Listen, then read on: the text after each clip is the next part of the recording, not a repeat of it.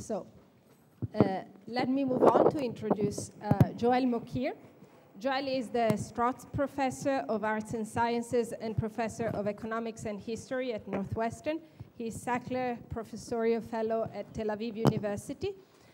He holds a PhD from Yale and has many achievements in his career, including being the president of the Economic History Association, former editor of the Journal of Economic History, served as the editor-in-chief of the Oxford Encyclopedia of Economic History, as well as prizes and fellowships.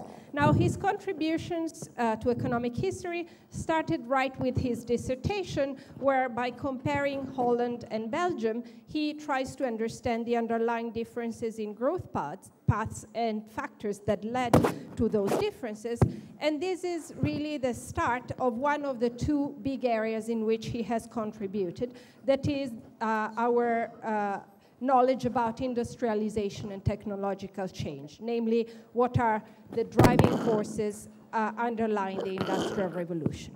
Now, the other main area where his work has been very influential is population history, with studies of poverty and famine in Ireland. And on both these fairly broad and partly different topics, Joël's work has been and is still a source of inspiration to people currently working in economic history. Now, I tried to find evidence of engagement in the film industry for Joël as well, and could not.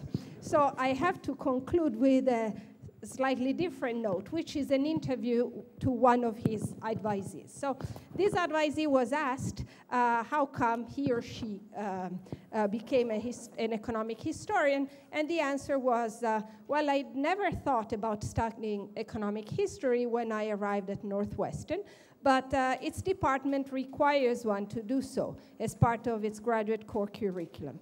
At first, I was kind of upset. I didn't cross the Atlantic to study economic history. I want to study economics. With this attitude, I went to the first lecture, expecting to be deeply bored by the subject. When the lecture was over, I thought, I just found what I want to study and to do for the rest of my life. Now, the person we're talking about asked me to maintain anonymity, and I will do so. I will do so, but I must say that without this, we wouldn't have an IGIER conference being organized today. So thank you, Joël, for this.